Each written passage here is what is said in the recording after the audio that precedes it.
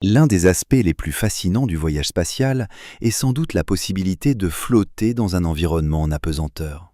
Cependant, s'il y a bien une chose que nous avons apprise au fil des années passées à bord de la Station spatiale internationale, c'est que vivre trop longtemps sans gravité est très néfaste pour le corps humain. SpaceX, dont l'objectif est de rendre l'espace accessible à tous, a donc dû réfléchir sérieusement à ce problème. L'entreprise a proposé une solution appelée gravité artificielle, non pas à l'aide de technologies exotiques, mais en utilisant son célèbre vaisseau Starship lui-même. Alors, comment s'y prendrait-il ?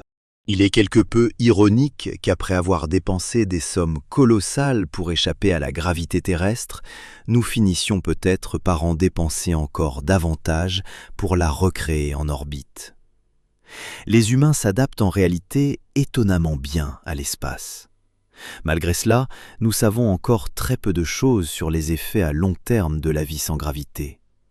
Une chose est certaine, sans repère gravitationnel stable, les astronautes peuvent ressentir des perturbations étranges et imprévisibles de leur perception du haut et du bas.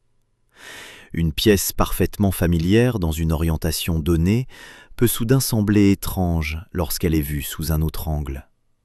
L'astronaute de Skylab, Ed Gibson, a décrit une perte brutale de familiarité avec la salle commune lorsque celle-ci était inclinée d'environ 45 degrés par rapport à l'orientation verticale sur laquelle il s'était entraîné. Il existe des preuves montrant qu'à mesure que le cerveau s'adapte à la pesanteur, il commence à s'appuyer davantage sur les repères visuels et moins sur les autres sens liés au mouvement et à la position. En orbite, les astronautes de Skylab perdaient parfois la notion de la position des objets par rapport à leur corps s'ils ne pouvaient pas les voir directement. Après son retour sur Terre, un astronaute est même tombé chez lui lorsque les lumières se sont éteintes de manière inattendue. L'apesanteur entraîne également d'importants changements internes dans le corps. Les fluides se déplacent des membres inférieurs vers la tête, déclenchant toute une série d'effets en cascade. Le cerveau interprète ce déplacement comme une augmentation du volume total de fluide corporel et active alors des mécanismes d'excrétion. Cette perte de fluide contribue à la perte de calcium et à la déminéralisation osseuse. Les muscles en souffrent aussi. Sans charge régulière, ils s'atrophient.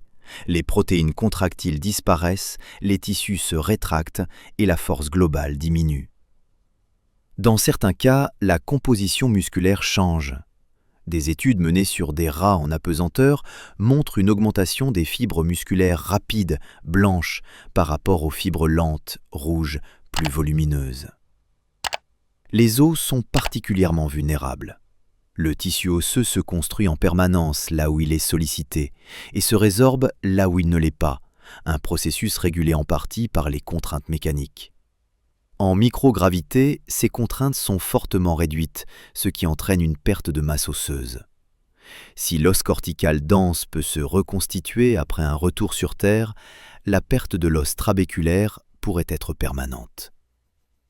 Jusqu'à présent, l'alimentation et l'exercice n'ont eu qu'un succès limité pour prévenir ces dommages. De courtes séances d'entraînement à charge élevée pourraient s'avérer plus efficaces que les longues séances de tapis roulant et de vélo généralement utilisées en orbite.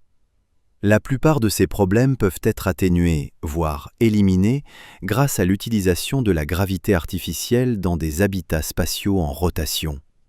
C'est là que Starship de SpaceX devient particulièrement intéressant. L'un des principaux défis de la gravité artificielle est de définir une zone de confort, en particulier le rayon minimal d'une structure en rotation. Par exemple, imaginons deux réservoirs de carburant reliés par un câble et mis en rotation pour générer une gravité similaire à celle de la Terre. À quelle distance devrait-il être séparé pour que cette gravité paraisse naturelle ? On se demande souvent quelle quantité de gravité artificielle est réellement nécessaire pour préserver la santé à long terme dans l'espace. Concevoir un système offrant une gravité équivalente à celle de la Terre est l'option la plus sûre, mais il est possible que des niveaux plus faibles soient suffisants. Le problème est que, dans des habitats de petite taille, produire même une gravité modérée nécessite une rotation relativement rapide, ce qui introduit des différences perceptibles par rapport à la gravité naturelle. Dans un environnement en rotation, les objets lâchés ne tombent pas droit vers le sol. Ils suivent une trajectoire courbe du point de vue de l'occupant. Les objets qui rebondissent vers le haut se comportent de la même manière. Lorsque vous vous levez, votre tête se déplace plus vite que vos pieds, et dans un habitat petit et à rotation rapide, cela peut donner une sensation d'inclinaison ou de déséquilibre. Ces effets de Coriolis diminuent à mesure que les habitats deviennent plus grands, jusqu'à devenir suffisamment subtils pour que la plupart des gens ne les remarquent même plus. Si nous voulons utiliser la gravité artificielle dans des vaisseaux spatiaux ou des habitats de petite taille, y compris industriels, tout en restant économes, il est essentiel de comprendre comment la rotation affecte le confort humain. Une bonne analogie est celle des navires en mer. Les grands navires à coque en acier sont bien plus confortables que les petites embarcations en fibre de verre. La taille compte. C'est précisément là que Starship coche de nombreuses cases. Il est grand, vraiment très grand. Même la version actuelle offre plus de volume interne que l'ensemble de la Station spatiale internationale. Elon Musk a également déclaré que la version habitée de Starship 4 disposera de plus de 1000 mètres cubes de volume pressurisé, soit environ 10% de plus que l'ISS. Un autre avantage majeur est la réutilisabilité complète. Si Starship peut être adapté en station spatiale capable de revenir sur Terre, d'être remise en état puis de repartir, les économies de coûts pourraient être énormes. Et même si l'acier inoxydable n'est pas le premier matériau auquel on pense pour une station spatiale, il s'avère être un excellent choix. Il est robuste, supporte très bien les températures extrêmes, résiste à la corrosion et peut absorber les impacts de micrométéorites sans défaillance catastrophique. Il existe déjà de nombreux concepts techniques de petits vaisseaux utilisant la gravité artificielle, en particulier pour les missions vers Mars. Jusqu'à présent, les stations spatiales en orbite basse n'ont pas utilisé la gravité artificielle pour plusieurs raisons pratiques. Les stations plus petites sont moins coûteuses à construire, de nombreuses expériences nécessitent réellement la microgravité, et les opérations d'amarrage sont bien plus simples lorsque la station ne tourne pas. Cela dit, la véritable raison du maintien de rayons de station réduits a toujours été économique. Un rayon plus petit signifie moins de matériaux, des contraintes structurelles plus faibles et une ingénierie plus simple, des facteurs cruciaux pour les premiers habitats spatiaux. Mais que se passerait-il si la construction d'une station spatiale véritablement grande devenait abordable ? L'objectif de Starship est de rendre les vaisseaux spatiaux rapides et peu coûteux à produire.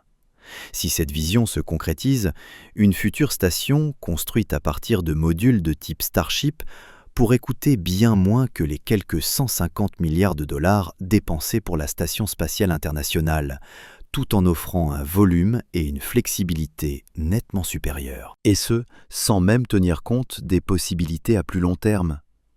Si à l'avenir nous pouvons utiliser des matériaux provenant de la Lune ou d'astéroïdes, le coût des matériaux de construction en orbite diminuera encore davantage.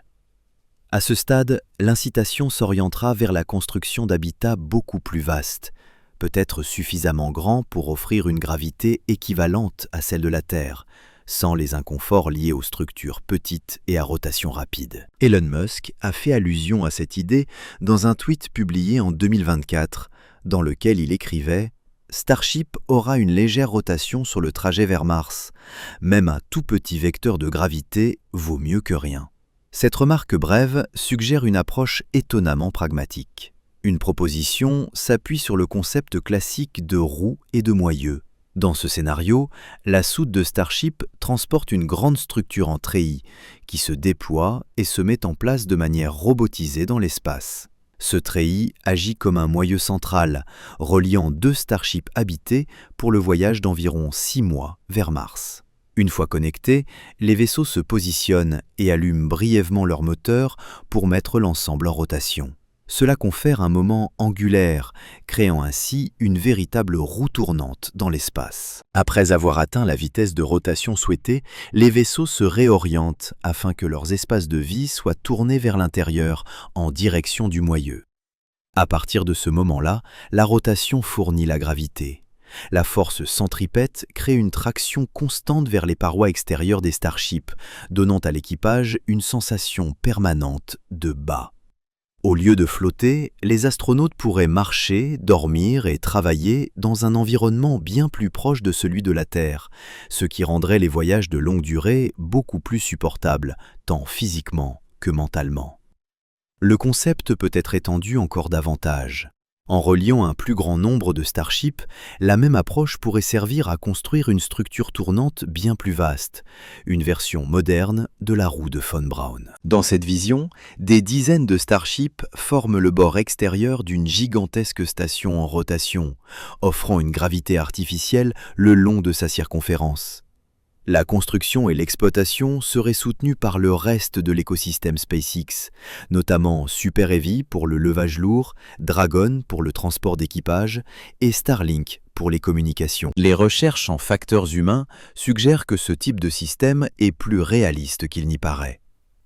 Des expériences menées avec des centrifugeuses et des salles à rotation lente indiquent que des habitats à gravité artificielle peuvent fonctionner à des tailles étonnamment modestes. Un rayon d'environ 20 mètres semble suffisant et des vitesses de rotation inférieures à environ 4 tours par minute sont généralement bien tolérées. Une grande partie de ces recherches date de plusieurs décennies, mais les résultats sont cohérents. À mesure que la vitesse de rotation augmente, les symptômes deviennent plus perceptibles et l'adaptation plus longue, tandis que des vitesses très élevées se révèlent extrêmement difficiles, même pour des pilotes très entraînés. De nombreux chercheurs estiment qu'une gravité équivalente à environ un tiers de celle de la Terre pourrait déjà suffire à prévenir la plupart des changements biologiques graves associés à la pesanteur. Nous n'en sommes pas certains, car les humains n'ont jamais vécu longtemps dans des environnements à gravité artificielle. Ce que nous savons en revanche, c'est que la gravité artificielle empêche de manière fiable la dégradation physiologique observée en apesanteur. Autrement dit, elle n'a pas besoin d'être parfaite. Elle doit simplement être meilleure que rien.